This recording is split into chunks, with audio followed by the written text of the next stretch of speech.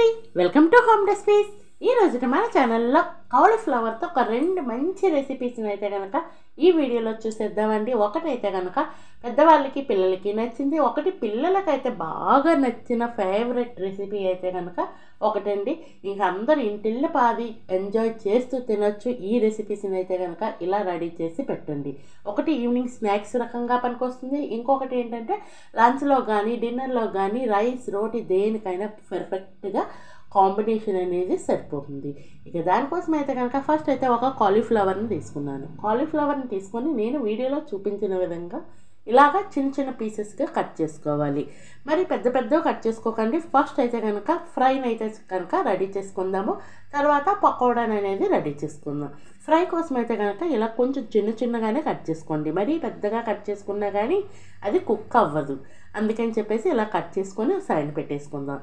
Next అయితే stove వెలిగించి ఒక కళాయి పెట్టుకొని అందులో ఒక 500 ml వరకు వాటర్ అనేది వేసుకున్నాను. వాటర్ వేసుకొని అందులో ఒక హాఫ్ స్పూన్ పసుపు వేసుకోండి.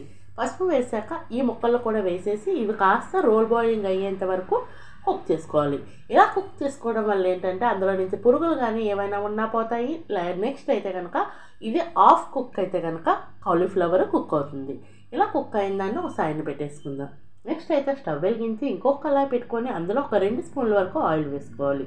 ఆయిల్ హీట్ అయినాక ఇందులో ఒక హాఫ్ స్పూన్ ఏమో జీలకర్ర, ఒక హాఫ్ స్పూన్ ఆవాలు, అలాగే ఒక హాఫ్ స్పూన్ పచ్చిశనగపప్పు, ఒక హాఫ్ స్పూన్ మినప్పప్పు వేసుకోవాలి. ఇది తొక్కతో వేసుకుంటున్నాను మినప్పప్పు, అది లేకపోతే మామూలు నార్మల్ మినప్పప్పు కూడా వేసుకోవచ్చు.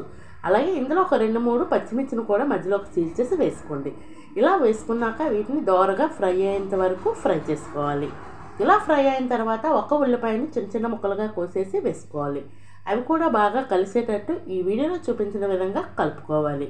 ఇలా లైట్గా కలర్ వచ్చేంత వరకు ఫ్రై చేసుకున్న తర్వాత ఈలోపే నేను ఒక పెద్ద టమాటాని అయితే చిన్న చిన్న ముక్కలుగా కట్ చేసి వేసుకున్నాను.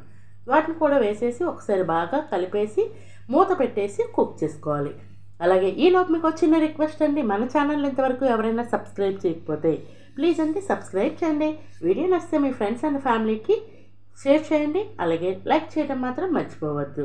ఇలా ఈలోపే టమాటాని అయితే కనుక చూడండి ఇలా కుక్ అయింది కదా, కుక్ అయిన దాన్ని మరి కాస్త ఇంకా స్మాష్ అయిపోయేంత వరకు కుక్ చేసుకోవాలి. ఇలా కుక్ చేసుకున్న తర్వాత స్పైసెస్ అనేది యాడ్ చేసుకుందాం.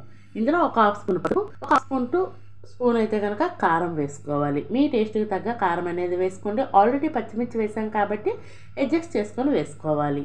అలాగే ఇందులో ఒక హాఫ్ స్పూన్ అయితే కనుక జీలకర్ర పౌడర్, ఒక హాఫ్ స్పూన్ ధనియాల పౌడర్, ఒక హాఫ్ స్పూన్ అయితే గరం మసాలా పౌడర్ కూడా వేసుకోవాలి. వేసుకొని మొత్తం అంతా బాగా కలిసేటట్టు కలుపుకోవాలి. కలుపుకున్న తర్వాత టేస్ట్కి తగ్గ సాల్ట్ వేసుకోవాలి.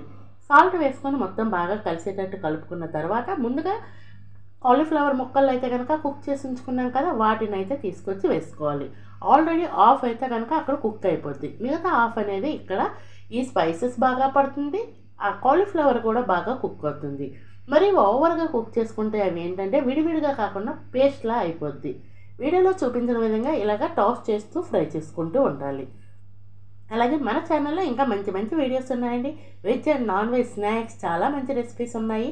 అవి కూడా వాచ్ చేయలేని వాళ్ళు ఉంటే వాచ్ చేయండి. చాలా చాలా సింపుల్గా అయిపోయేవి టేస్టీగా ఉండే రెసిపీస్ మాత్రమే పోస్ట్ చేశాను. ఫైనల్లీ రెసిపీ అయితే చూడండి రెడీ అయిపోయింది. లుకింగ్ ఎమ్మీ కదా, టేస్ట్ కూడా చాలా చాలా బాగుంటుంది. రైస్ రోటీ బటర్ నాన్ దేనికైనా కనుక ఈ కాంబినేషన్ అనేది పర్ఫెక్ట్ అని చెప్పవచ్చు. నెక్స్ట్ అయితే కనుక ఇప్పుడు కాలీఫ్లవర్ పకోడా అనేది రెడీ చేసుకుందాం. దీన్ని ఒక్కొక్క ఏరియాలో ఒక్కొక్కలా పిలుస్తారండి. ఒకరు పకోడా అంటారు, ఒకరేమో పకోడీ అంటారు, ఒకరు 65 అంటారు, కాలీఫ్లవర్ ఫ్రై అంటారు. ఏదైనా కానీ రెసిపీ అయితే ఒకటే కదండి, టేస్ట్ అయితే మారేదే లే. ఎంత బాగుంటుందంటే ఒక్కసారి ట్రై చేయండి. ఇక రెసిపీ అయితే స్టార్ట్ చేసుకుందాం. వీడియోలో చూపించిన విధంగా ఈ సైజు ముక్కలు అయితే కట్ చేసుకోవాలి. దీనికి ఫస్ట్ ఫ్రై చేసుకున్న దానికి కాస్త చిన్న సైజు అయితే కట్ చేసుకున్నాం. దీనికి 65కి అయితే కనుక కాస్త పెద్ద సైజు నేను వీడియోలో చూపించిన విధంగా కట్ చేసుకోవాలి. కాళ్ళు అనేవి మరీ పెద్దగా ఉంచుకోకండి, కాస్త షార్ట్గా ఉంటేనే బాగుంటుంది. ఇందులోని నేను ఆల్రెడీ వాటర్ని అయితే కనుక బాయిల్ చేసి ఉంచుకున్నానండి. ఆ బాయిల్ చేసిన వాటర్ని హాట్ వాటర్ని తెచ్చి ఇందులో వేసుకోవాలి. వేసుకొని వీటిని ఒక 3 మినిట్స్ అయితే కనుక సైడ్ని పెట్టేసుకుందాం. ఈ 3 మినిట్స్లో ఏంటంటే ఇవి కాస్త ఒక 20% కుక్ అవుతాయి. అలాగే మనకు ఏవైనా కాలీఫ్లవర్లో పురుగులు లాంటివి ఏవైనా ఉంటే కనుక అవి కూడా బయటకు వచ్చేస్తాయి. ఇలా 3 మినిట్స్ తర్వాత ఈ కాలీఫ్లవర్ ముక్కల్ని ఒక ప్లేట్లోకి తీసుకొని పెట్టేసుకుందాం. ఇవి చల్లగా అయ్యేంత వరకు సైడ్ని అయితే పెట్టేద్దాం. నెక్స్ట్ అయితే దానికి ఒక బ్యాటర్ అనేది కావాలి. ఆ బ్యాటర్ని రెడీ చేసుకుందాం. ఫస్ట్ ఒక మిక్సింగ్ బౌల్ తీసుకొని అందులో 1 స్పూన్ వరకు సోయా సాస్ వేసుకున్నాను. అలాగే 1 స్పూన్ వరకు టమాటా కిచప్ వేసుకోవాలి. అలాగే ఒక హాఫ్ స్పూన్ అయితే కనుక రెడ్ చిల్లీ పేస్ట్ అనేది వేసుకోవాలి. రెడ్ చిల్లీ సాస్ ఉంటే సాస్ వేసుకోండి, పేస్ట్ ఉంటే పేస్ట్ వేసుకోండి. అలాగే ఒక హాఫ్ స్పూన్ అయితే కనుక జింజర్ గార్లిక్ పేస్ట్, 1 స్పూను ధనియాల పౌడర్, అలాగే ఒక హాఫ్ స్పూన్ అయితే జీలకర్ర పౌడర్ వేసుకోవాలి. 1 స్పూన్ వరకు కారం వేసుకోవాలి. ఇదేంటంటే టేస్ట్కి తగ్గ మీరు వేసుకోండి, డిపెండ్స్ అపాన్ ది క్వాంటిటీ అయితే. అలాగే ఒక హాఫ్ స్పూన్ అయితే కనుక మిరియాల పౌడర్, ఒక హాఫ్ స్పూన్ అయితే కనుక గరం మసాలా పౌడర్ కూడా వేసుకోవాలి. ఒక హాఫ్ కప్ అయితే ఒక 3 స్పూన్లు అయితే మైదాపిండి, ఒక 4 నుంచి 5 స్పూన్లు అయితే కార్న్ఫ్లోర్ వేసుకోవాలి. కార్న్ఫ్లోర్ లేదు ఏం చేయాలి అంటే ఈ ప్లేస్లో రైస్ ఫ్లోర్ బియ్య పిండిని అయితే వాడుకోండి. ఇలా వీటినన్నింటినీ వేసుకున్న తర్వాత కొంచెం కొంచెం వాటర్ వేసుకొని వీడియోలో చూపించిన విధంగా కన్సిస్టెన్సీ అనేది ఉండాలి. మరి జారుగా ఉంటే కోటింగ్ అనేది బాగా పట్టదు, మరి థిక్గా ఉంటే కోటింగ్ ఎక్కువైపోయే టేస్ట్ అంతా డామినేషన్ అనేది వచ్చేస్తుంది. అలాగే ఇప్పుడు వేసే ఇంగ్రీడియంట్ పూర్తిగా మీ ఆప్షనల్. అదేంటంటే రెడ్ ఫుడ్ కలర్ అనేది నేను వేస్తున్నాను. ఇది ఏంటంటే కలరింగ్ కోసమే అండి, టేస్ట్ కోసం అయితే కాదు. కొంతమంది పిల్లలు అయితే కనుక బయట స్ట్రీట్ స్టైల్లో కావాలి అనేసి అంటారు కదా, అలాంటప్పుడు ఈ ఫుడ్ కలర్ అనేది కంపల్సరీ వేసుకోవాలి, వేసుకోక తప్పదు. అలా వేసుకున్నాక కాస్త వాటర్ ఫుడ్ కలర్ మీద వేస్తే మనకి ఆ బ్యాటర్ మొత్తానికి బాగా కలిసి మంచి కలర్ అనేది వస్తుంది. ఇలా కలుపుకున్న తర్వాత దీన్ని సైడ్ పెట్టేసుకుందాం. నెక్స్ట్ అయితే ఇంకో మిక్సింగ్ బౌల్ తీసుకొని ముందుగా కుక్ చేసి పెట్టుకున్నాం కదా కాలీఫ్లవర్ ముక్కల్ని, ఆ ముక్కలు తెచ్చి వేసుకోవాలి. ఇలా వేసుకున్నాక 1 స్పూను బియ్య పిండిని అయితే వేసుకోండి. వేసుకొని వీడియోలో చూపించిన విధంగా ఇలా మొత్తం కోట్ చేయండి.